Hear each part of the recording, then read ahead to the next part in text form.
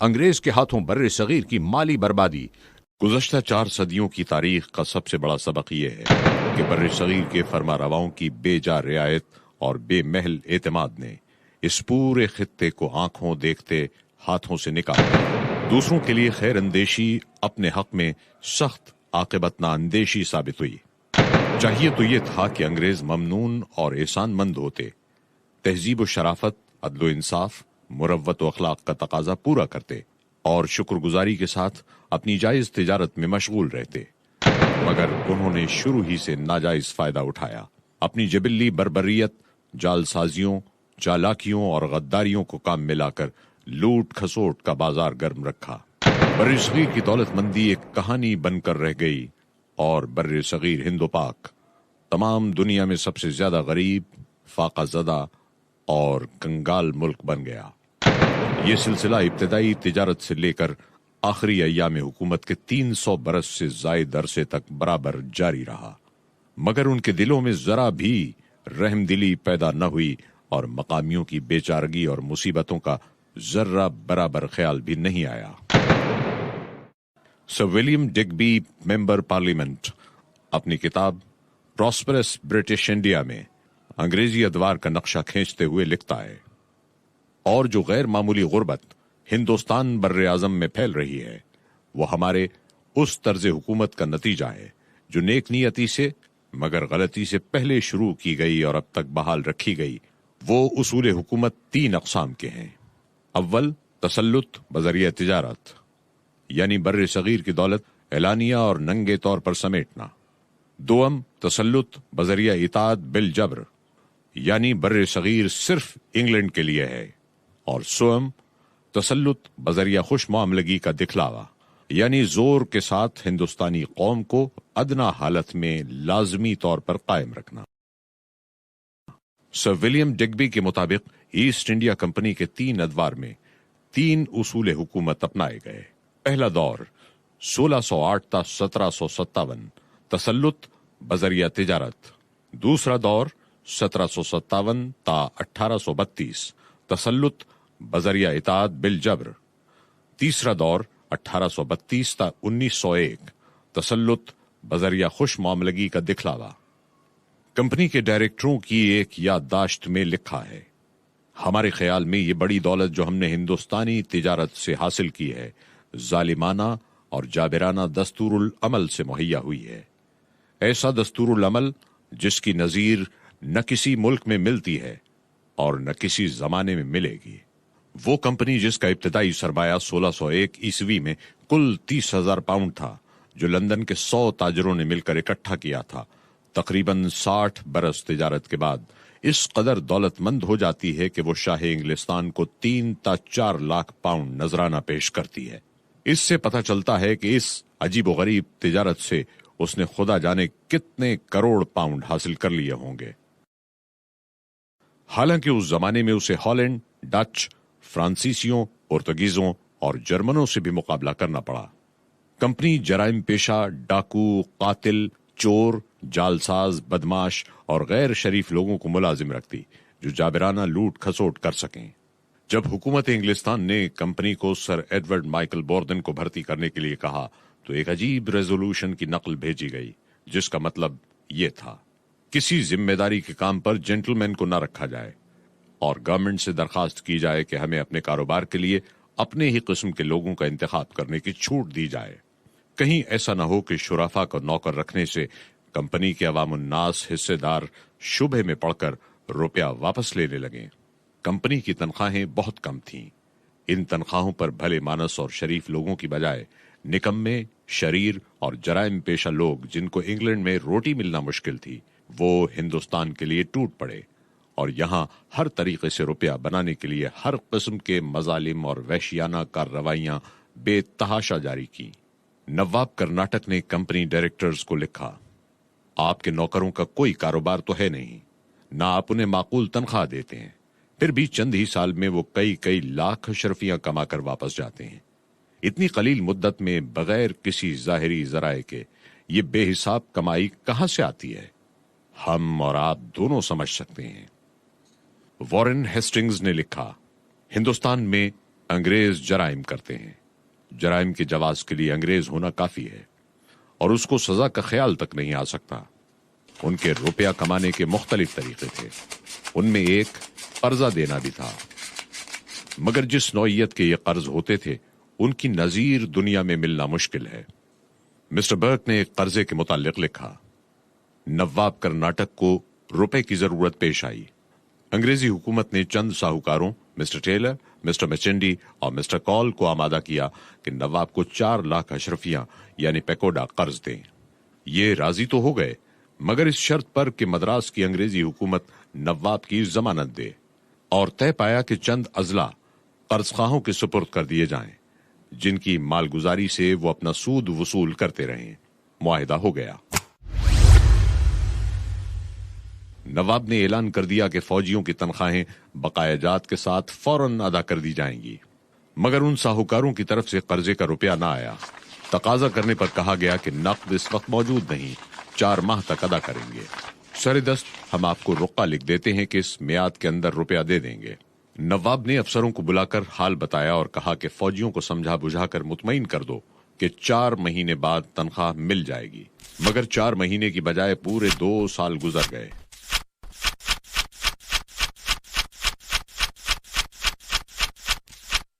اور فوجیوں کو تنخواہ نہ ملی، بلکہ 2 سال کی تنخواہ مزید ادا کرنا پڑی۔ اس پر ترا یہ کہ ساہوکاروں کی اس قدر نادہندگی کے باوجود نواب کی ریاست کی مالگزاری قرضے کے سود میں اسی دن سے جس دن یہ رقعہ لکھا گیا تھا جانے لگی، اور انہوں نے اضلاع کی مالگزاری وصول کرنا شروع کر دی۔ غالباً یہ دنیا میں ایک ہی مثال ہوگی کہ روپے کی ادائیگی سے پہلے ہی قرض خواہوں کو جائیداد پر قبضہ مل جائے، اور اس سے وہ اپنے سود کا روپیہ وصول کرنا شروع کر دیں، اور پھر الٹا قرض داروں کے نام غیر ادا شدہ رقم کا رقعہ لکھیں اور قبضہ شدہ جائیداد سے رقم وصول کر کے 2 سال کے بعد قرض داروں کو روپیہ دیں۔ ہے نا عجیب معاملہ؟ نہ دیکھا نہ سنا۔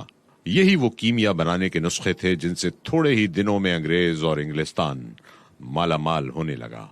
بہرحال 1757 عیسوی تک کمپنی کا یہ شرافت اور انسانیت سوز طریقہ تجارت جابرانہ اور ظالمانہ طور پر جاری رہا، جس سے نہایت عظیم الشان دولت بر صغیر سے چوس لی گئی۔ 1757 عیسوی سے دوسرا دور شروع ہوتا ہے، جس کی ابتدا جنگ بنگال یعنی نواب سراج الدولہ کی پلاسی کی لڑائی سے ہوئی ہے۔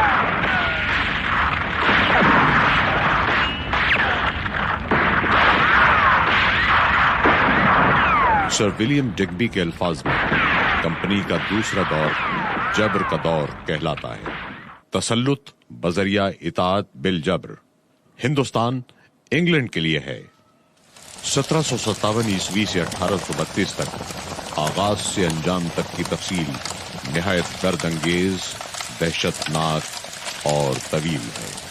کلکتے میں بیٹھ کر انگریزوں نے میر صادق اور امی چند کے ساتھ مل کر سازش کا تانا بانا بنا اور نواب سراج الدولہ کے خلاف جنگ چھیڑ دی گئی۔ صرف 4 گھنٹوں میں جنگ ختم ہو گئی اور وسیع و شاداب ملک کی قسمت کا فیصلہ انگریز کے حق میں ہو گیا، اور انگریز نے جنگ پلاسی فوجی قوت کی بجائے فریب، نمک حرامی، دغابازی اور سازش کے بلبوتے پر جیتی۔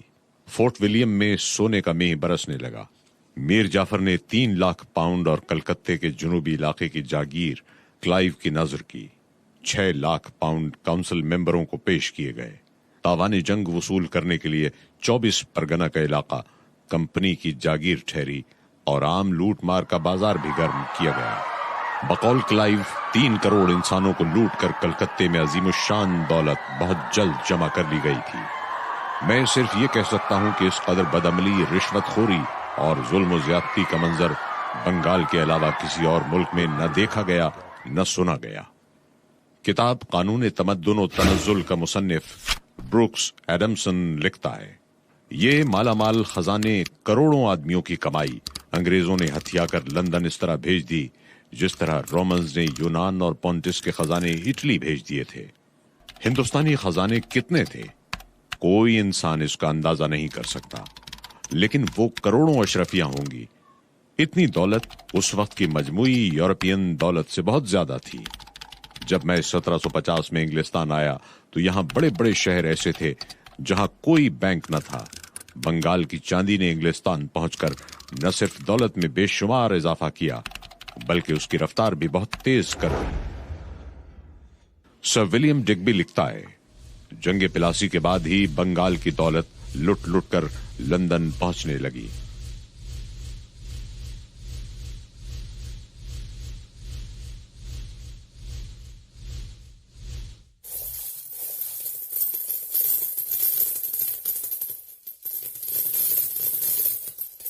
بقول بینز لنکا شائر میں سوت کاتنے کے سادہ چرخے تھے۔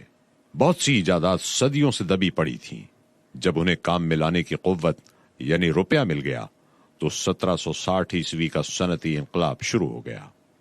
صنعت و حرفت میں انگلستان کی برتری کرناٹک اور بنگال کے خزانوں کا فیض ہے۔ جنگ پلاسی میں فتح کے بعد سونے کا دریا انگلستان کی طرف بہنا شروع ہو گیا۔ ہماری صنعت و حرفت کا بازار ٹھنڈا تھا۔ سوت کاتنے اور کپڑا بننے میں لنکا شائر کو ہندوستان پر کوئی فوقیت حاصل نہ تھی۔ بر صغیر کی دستکاری جس نے ہندوستانی کپڑے کو صناعی کا شاہکار بنا رکھا تھا، لنکا شائر تو کیا پورے مغرب میں کہیں موجود نہ تھی۔ جو حال روئی کا تھا وہی لوہے کا تھا۔ کانکنی اور آہنگری دونوں کام انگلستان میں ڈھیلی رفتار سے چل رہے تھے۔ میجر وینگٹ کہتا ہے، ایسٹ انڈیا کمپنی کے ڈائریکٹروں کے سرسری اندازوں کے مطابق بڑی آسانی کے ساتھ دعویٰ کیا جا سکتا ہے کہ جنگ پلاسی اور جنگ واٹرلو کے درمیانی زمانے میں بر صغیر سے انگلستان کو 15 ارب روپیہ پہنچا۔ کمپنی نے ایک اور عجیب و غریب تجارت کی بنا ڈالی جو گدیوں کی تجارت تھی۔ محمد علی کرناٹک میں اور میر جعفر کو بنگال میں تخت دلانے سے یہ تجربہ ہوا کہ انگریزی خزانہ خوب مالا مال ہو جاتا ہے۔ چنانچہ میر جعفر سے سودا کر لیا گیا۔ اس کے بعد نجم الدولہ سے سودا کیا گیا۔ اس سوداگری سے انگریزوں نے 5 کروڑ کمائے اور اسی قسم کے طریقوں سے 1771 عیسوی تک رقم بٹوری گئی جس کی میزان 29.5 کروڑ روپیہ بنتی ہے۔ اس عجیب لوٹ کھسوٹ کے ساتھ ساتھ ایک اور عجیب و غریب مہلک وار کیا گیا۔ فروخ سیر بادشاہ دہلی کی لڑکی جل گئی، اطباء ناکام ہو گئے، ڈاکٹر ہیملٹن نے کامیاب علاج کیا۔ فروخ سیر بہت خوش ہوا، زر و جواہر سے مالا مال کرنا چاہا، لیکن ڈاکٹر ہیملٹن نے لینے سے انکار کر دیا اور اس کے عوض یہ درخواست کی کہ کمپنی کو اس ٹیکس سے جو وہ تجارت پر دیتی ہے مستثنا کر دیا جائے۔ اہل دربار شاہی اس کے زہریلے نتائج تک نہ پہنچ سکے اور فرمان جاری ہو گیا کہ کمپنی کے تمام کارکن ٹیکس سے مستثنا رکھے جائیں۔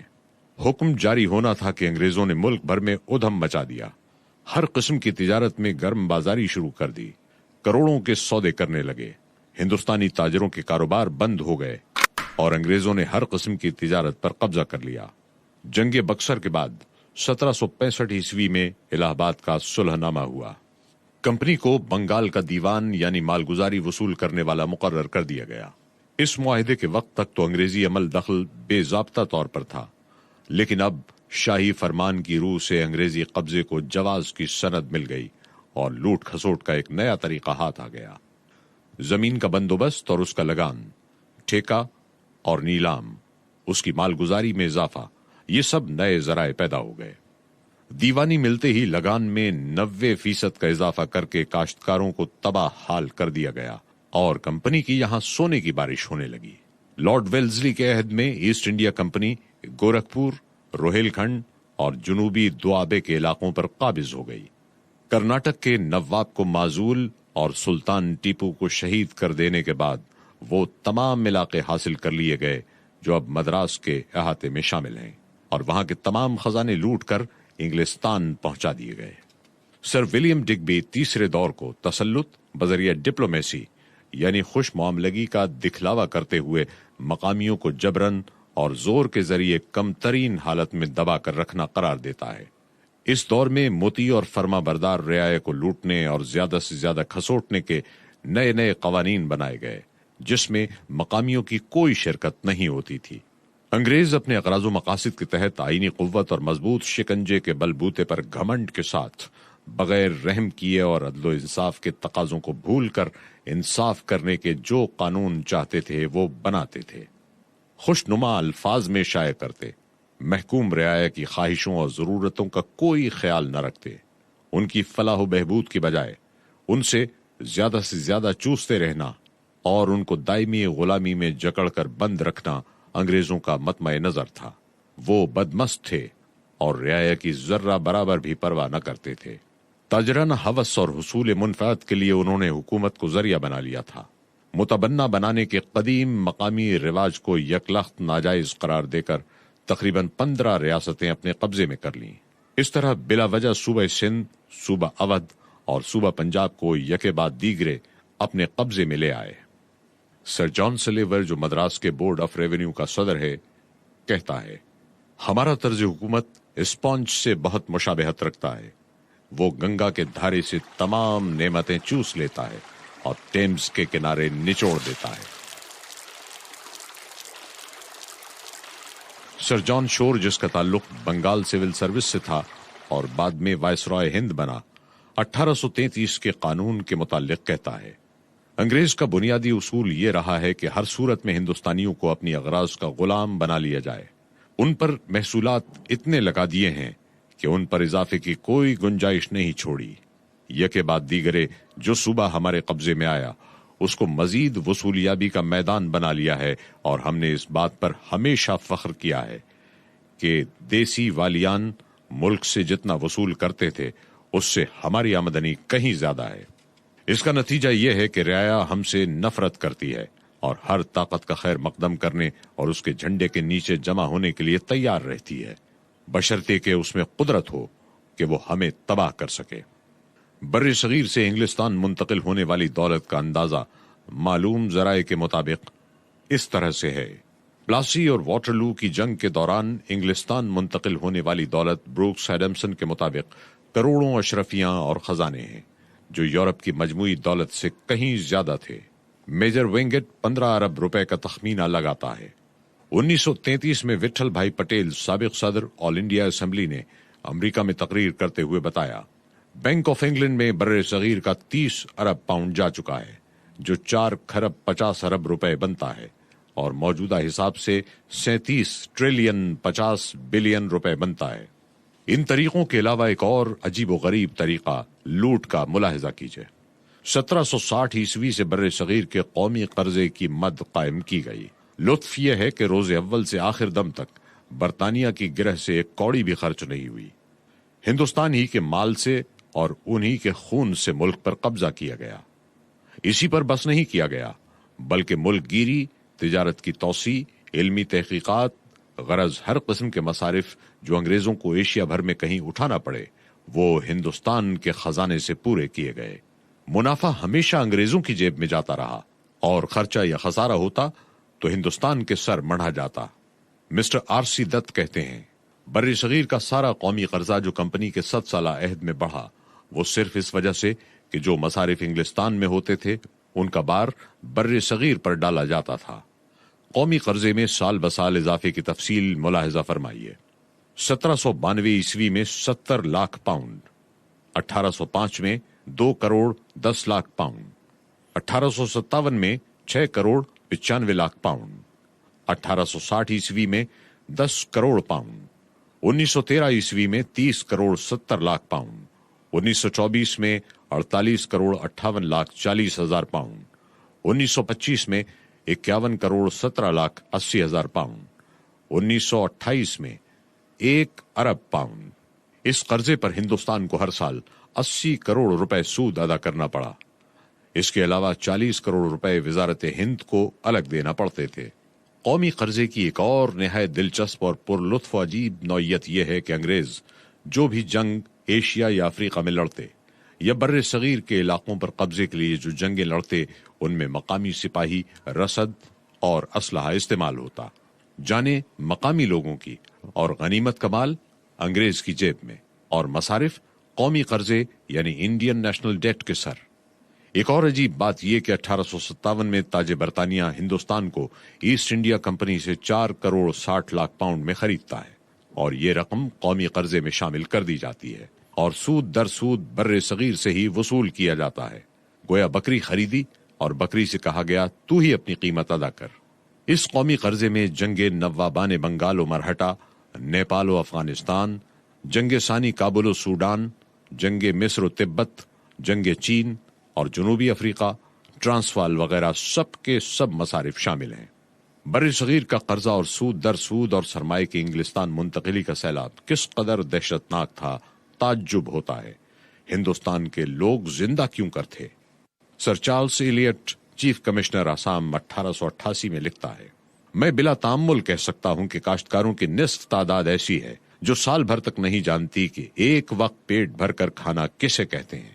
مسٹر اے برسل، ممبر برطانوی پارلیمنٹ، کہتا ہے یہ لوگ مکھیوں کی طرح مر رہے ہیں۔ آبادیوں کا بہت بڑا حصہ ایسا ہے جسے اپنی پیدائش سے لے کر